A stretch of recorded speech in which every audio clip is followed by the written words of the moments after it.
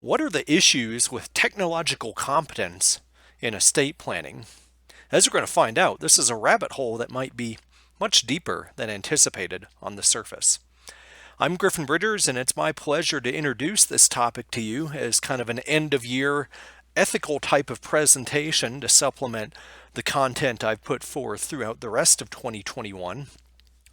Before I get started, I want to emphasize that first, this presentation is not intended as a substitute for legal or tax advice, and this video cannot be relied upon to assess the health of your own estate plan or even attorney-client relationship. Now, that being said, this is a channel that is typically dedicated to anybody in the private wealth professions, be it attorneys, wealth advisors, CPAs, trust officers, anybody who touches on wealth management or estate planning. But a lot of what we're going to talk about today really has relevance to attorneys, but this can also shoehorn into the wealth advisor side in terms of checks and balances and what you see out there in the market.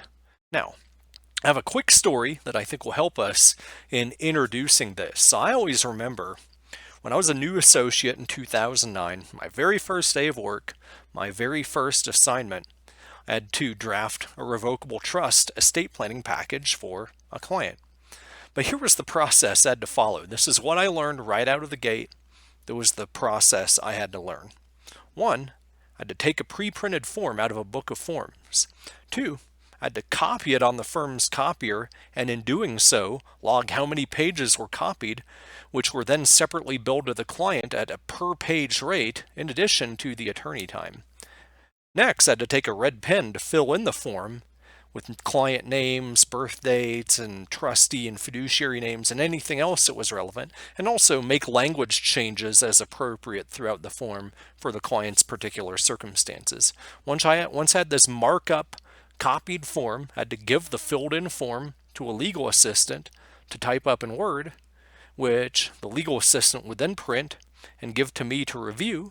Then I had to once again mark up with a red pen to make final changes, which I would then give back to the assistant, who would reprint it, and then give it to a supervising attorney to review. And then I got feedback in the form of dog-eared or flagged pages marked by the supervising attorney to show me what I missed or what I needed to do in the future. So, as you can see, this is a very involved process, and if you've been around computers a long time, you know that there are several things that could be streamlined here. But my big question today is it really always good to streamline things? There is a balancing act, as we're going to see. So obviously in 2009, the technology existed to streamline that process, and a lot of it was based on attorney knowledge. But we continued to do things the same way, with the attitude and culture that change is bad. This is emphasized on purpose because I'm going to touch on this in a minute. But this is the culture in many firms. Change is bad. Why change what we're doing? Why not do things the way we've always done? Now, technology is change. And with any technology, there's a benefit and a detriment. The benefit of the old way was that it forced intentionality with the review and drafting of the document. You had to be a lot more conscientious about what you were looking at, what you were editing, what you were writing in. You weren't just simply changing an old document or doing it quickly on the computer. There is a difference between looking at things on a screen and looking at them on paper, and you tend to be a lot more focused on a paper copy. But obviously, there was the detriment of spending more time. Too many people were touching it. There was more paper than was necessary. But with the more people touching it, the more chance there was to capture an error. So what does this have to do overall with today's discussion?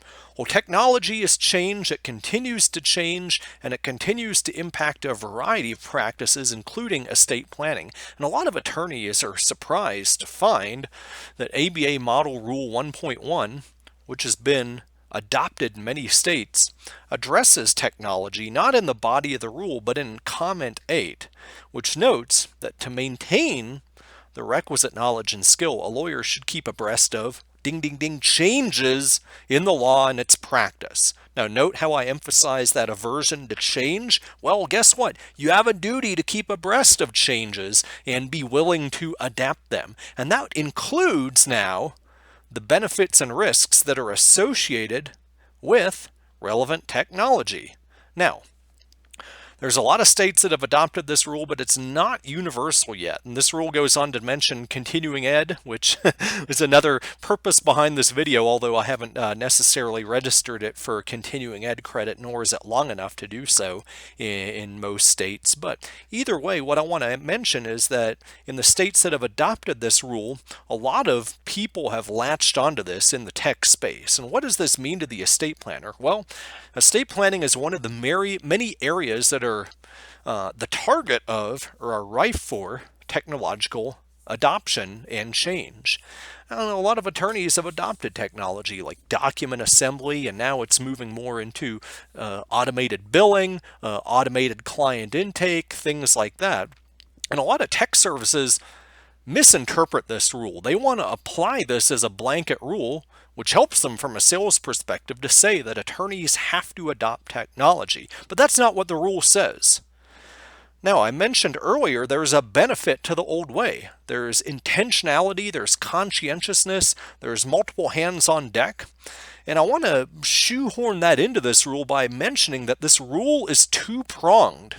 It says that attorneys must know and implies that they must balance both the benefits and risks of technology. So because of that, this is not a rule of adoption. It is a rule of knowledge. You have a duty to know what technology is out there and be able to assess from a business and practice perspective how it might impact your practice and what that means. Now, the biggest way in which this impacts your practice and is really in how do you make money? What's your profit? Where do fees come into this? And that's where ABA Model Rule 1.5 rears its ugly head, because this sets forth the factors for reasonableness of fees. Now, a lot of thought leaders have focused on the fixed fee versus billable hour debate, which has been going on for a while, and the weight of authority has shifted towards fixed fee.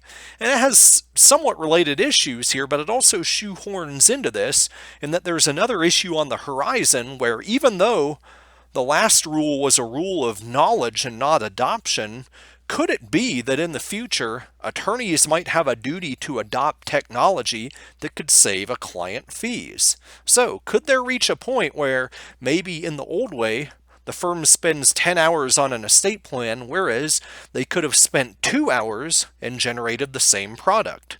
And at what point do you reach such a tipping scale that the disparity is so wide that the attorneys now have a duty to either adopt the technology or to match their fees to that which could have been achieved with the technology itself? Now, that's something that I think is still on the horizon, but it ties into the factor of knowledge back here. You have to know what's coming. You have to know the benefits and risks associated and its impact on changes on your practice. So, this is something I'm emphasizing to know in your strategic planning and look at how it's going to change in the future. But for the time being, there's no immediate, I think, threat. We're not quite there yet where there's this duty. Really what it's going to take is the first shot across the bow of some client disputing fees or enough of a frequency of fee disputes for this to become a thing. Now, I'm going to generate a lot of nasty emails potentially with this, but this is what I've observed in the market as well, and this is why I don't think it's a thing yet, because even with technology, fees have been rising, and many attorneys charge fixed fees, which if you're a fixed fee person, I hate to burst your bubble, but a lot of fixed fees do exceed the hourly rates which would be charged using a billable hour model. I'm not calling anybody out. That's just the reality. And if you're a client, you should know that as well. I also want to emphasize that ABA Model Rule 1.5 looks at a bell curve model. It considers the fees customarily charged in the area as to reasonableness. And this is designed to create fee pressure both ways. It's designed to keep you from being too high or too low. I remember reading in the past, I'm not going to dive into the dicta, that this is really designed to keep attorneys from undercutting other attorneys, like with an Uber type of model, to basically be anti-competitive and wipe all attorneys out of the market. Now, Even though there's these issues and there's no immediate risk, I want to emphasize this isn't something to bury your head in the sand about, because attorneys have to know the risks and benefits and how they change over time. So those are your three big key takeaway words: risks, benefits, and change. Those are your duties with respect to technology if you're an attorney, or if you're anybody working with attorneys. You have to know risks, benefits, and change factors and how those fit into your strategic plan for your practice over time. So for the time being, in terms of how do you do this, how do you assess technology, I think it helps to kind of break it down in terms of cost savings and buckets, and where do the savings of technology come into play. It can come into play with the cost monetarily of overhead. It could come into play with the cost and time of support staff, and it can come into play with respect to attorney time as well. Now, this is by no means an all-inclusive list, but overhead is obvious, and it's come into play more with COVID, because the trend has been and will continue to be replacing the cost of a traditional office space and equipment in it with computers and software. So you're no longer having a rented office, a rented conference room, rented copiers and computers and stuff like that. More so, what you're doing is having a paperless type of office done simply from a laptop computer, which can be located where the attorney is and not in some fixed office space. So technology reduces overhead, and it reduces support staff time and costs, because a lot of technology is designed to either automate administrative tasks or shift them to the client, such as basic intake functions. Then attorney time is another one that's really started to be, I wouldn't say attacked, but shifted to technology, because attorneys can automate some of their decision trees, like in document assembly software, and this is what balances that conscientiousness and intentionality risk of doing things the old way that I mentioned earlier. But you still can run into holes with the technology. You have to have enough knowledge to be able to check the technology and the forms and make sure they're legit. You might also automate the attorney's role in the intake process, decision trees of what type of matter it is, how it should be handled, and maybe even automating the attorney's education that might be commonly applied to similarly situated clients. And it's this latter point that is my wheelhouse. How do we do this in the future? So for the time being, the big unanswered question is, how do you recoup the time lost? Because this is a large learning curve that can be pretty steep. You have to look at learning, implementing, and maintaining technology. Now, a lot of ABA Model Rule 1.1 imposes an education requirement. You have a duty to stay abreast in changes in the law.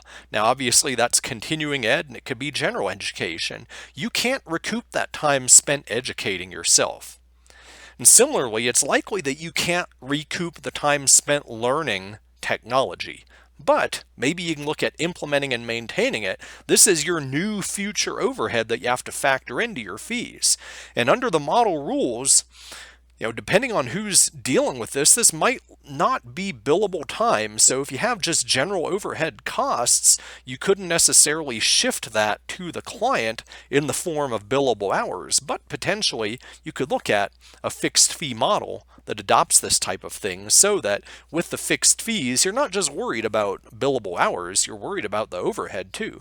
But I think the other thing to think about is, how is that documented and disclosed? Because we see other types of shifting of overhead, like copy costs and research costs, which can be billed to the client, but there has to be a documenting, itemization, and disclosure of that to the client up front, including in the fee agreement. But that is a subject for another time.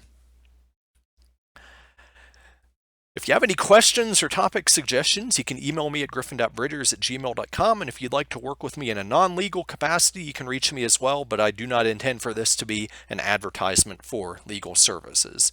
And note that I cannot give tax or legal advice in response to your questions, and once again, that this video cannot be relied upon to assess the health of your own estate plan or your attorney-client relationship.